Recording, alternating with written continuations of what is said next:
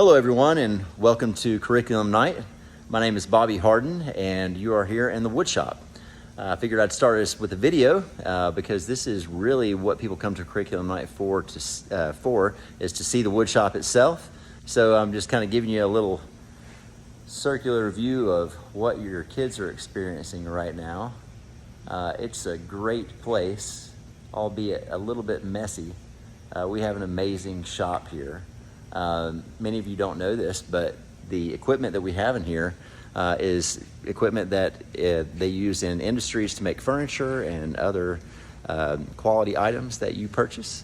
So we have those same tools here. In fact, we've had several colleges come by amazed at what kind of wood shop that a high school had that most colleges don't even have something as like we do. So we were very fortunate to have this given to us, started by Jim Dumser. We have him to thank for getting this started, and all our equipment we fortunately got that was donated from a local workers space here in Davidson. So we were able to, when they went out of business, get all of their tools. We maintain all of our tools ourselves, and some of our more handy kids that they get a chance to help me maintain some of these tools, and we have a lot of fun doing so. So I just wanted to show you that mainly, of course, all these tools are dangerous, but we have very strict protocols on how these are to be used. So I wanted to talk to you a little bit about what tests look like as far as using the tools go and how your student advances in woodshop. So essentially, let's just take this sander right here, oscillating spindle sander. In order for a student to use the oscillating spindle sander, they have to take an online test that is on Schoology. You can even look at these tests yourself if you would like. It's under the tool test folder. It should be right below the folder that you came to get to me tonight. You can look at those tests and you can see that they have to do a little bit of reading and comprehension about what the tool is. If the student has any questions about what this tool does at the time, they can come out and ask me questions such as, what is the throat plate or something like that. They might not have any idea what that is. So they come out and ask me those questions while they're reading up on the tool. When they're finished with the reading portion, there's a multiple choice test that they have to get 100 on in order to advance further. Once they have gotten 100 on the test, we then give them a paper test. Looks like this, and it has a scenario on it. That scenario is usually something that went wrong, or something that was beyond their control, or maybe they could have controlled. And then they're asked a few questions about it, such as name 2 safety rules that Clarence violated when he went to use the joiner. And so this gets them to thinking a little bit beyond just what the tool is and what it told us to learn about it. It kind of helps them think out of the box a little bit on, well, what should we really be cautious about when using this tool? And then finally, they come out, they bring this paper to me, and on the back there's a little checklist. And it goes through all the things that we need to discuss between the student and myself. And as I watch them use the tool and teach them hands-on, one-on-one, usually, on how to use the tool. Now, to use any tool in here, they have to go through those 3 steps to be certified on the tool. Once they're certified on the tool, we then watch them very carefully, especially at the beginning, until I trust them a little bit more and they're able to prove to me that they can handle the tool well. And then we usually let them have free reign over it. Again, I'm always in the room, and all my students know that if I'm not in the room, they cannot use any tools. So once we learn to use the tools, we then move on to projects. We've got a few down here in the floor you can see that are underway, some things that are clamped up and in the works as of now. The students are given 4 projects that are assigned by me per year. Now, I know that doesn't seem like a lot, but depending on how quickly people work or how industrious they are, or how good they are with their hands,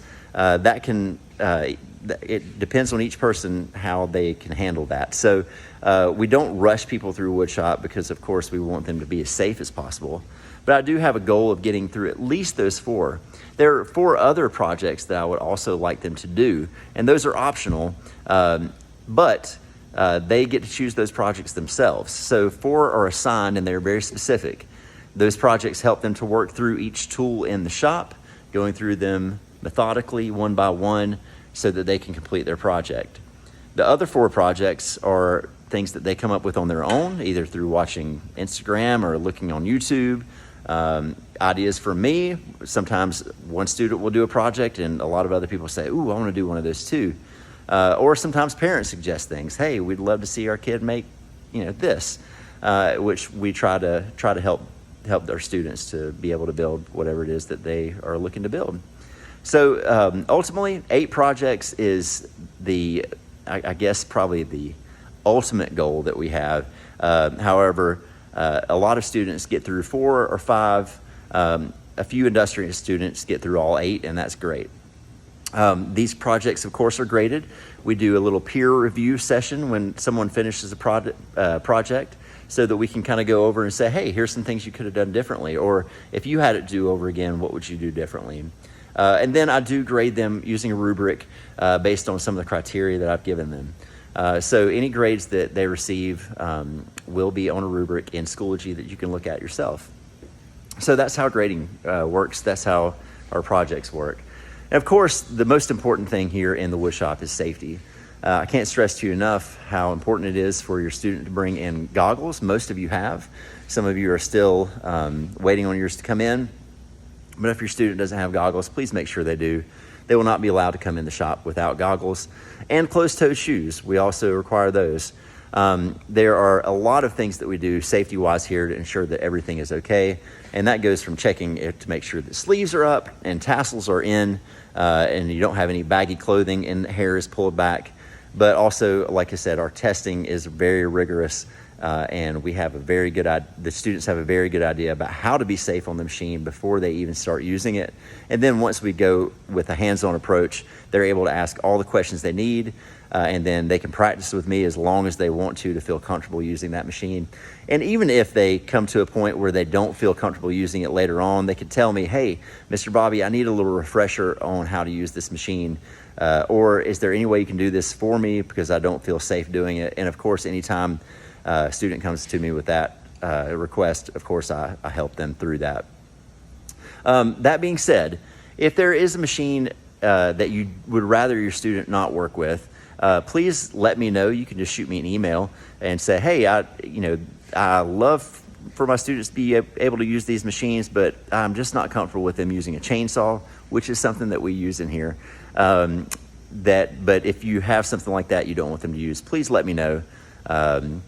Also, I've been looking at students' records and found out if there are any medical things that we need to be on the lookout for, allergies and things of that nature. As long as it's in the school medical forms, then I've got an eye on it. If there's something you need to tell me to the side or personally, just shoot me an email or come see me personally.